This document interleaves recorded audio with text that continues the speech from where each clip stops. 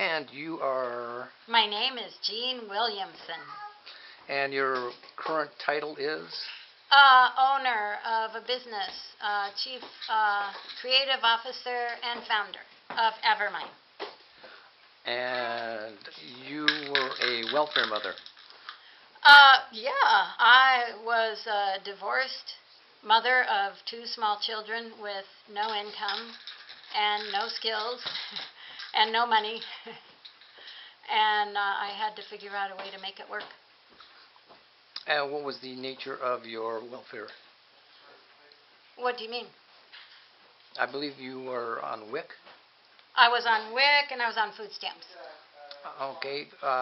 Explain to those who don't know, what is WIC? WIC is a program for mothers to make sure that their children, their babies are healthy. And so they check the mother's weight and the baby's weight and the conditions at home, the financial conditions, and they interview the mother, and then they decide what they should do for the mother, and they give eggs and dairy products and protein. They give vouchers to be able to buy those things at the grocery store to make sure that the mothers are being able to feed their babies in a healthy way. If the babies are breastfed, then that food goes to the mother. If the babies are a little bit bigger, then the food goes to the mother and the babies.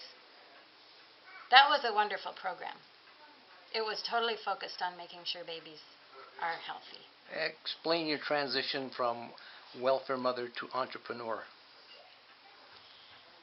Well, I looked at my life, and I was newly divorced, so I was depending on my husband at the time to take care of all the finances.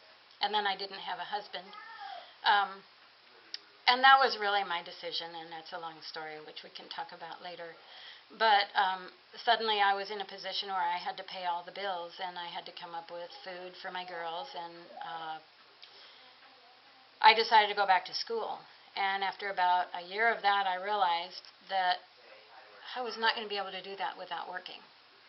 And so I went back to what I had been doing, which was freelance graphic design. There's not a lot of money in freelance graphic design. You have to scramble to get your customers, and then you have to do work for them, and then they're done with you, and you have to scramble and get some more work. So there's not a lot of money in that, but it was the best option that I had. So I went out and I got some work, and I worked and I did the best job I could and got a little bit more work, and at some point it was when I needed back surgery. So there I was, a mom, and working, and going to school, and needing back surgery. And at that point, I looked at my life and I said, you know, Jeanne, you really can't be going to school to get ready to run your race, because you're running your race right now.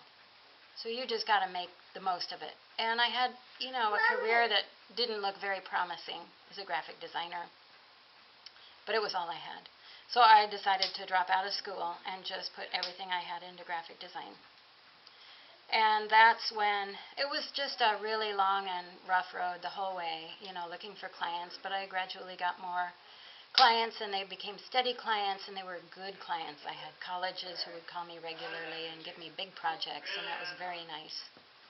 And then I met David.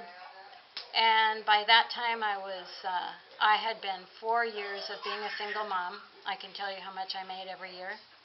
The first year, I made $121. The second year, I made about $10,100. The third year, I made $10,500.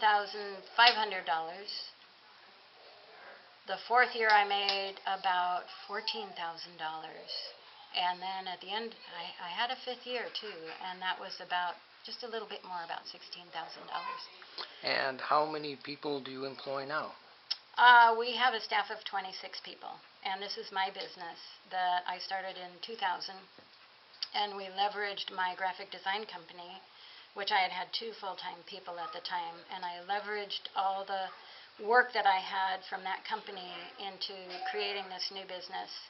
And since 2000, this business has grown to about 26 employees.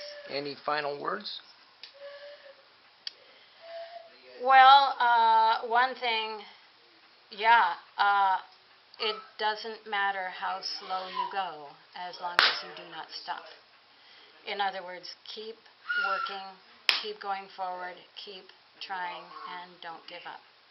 Well, thank you so much for your time, Okay. and Merry Christmas.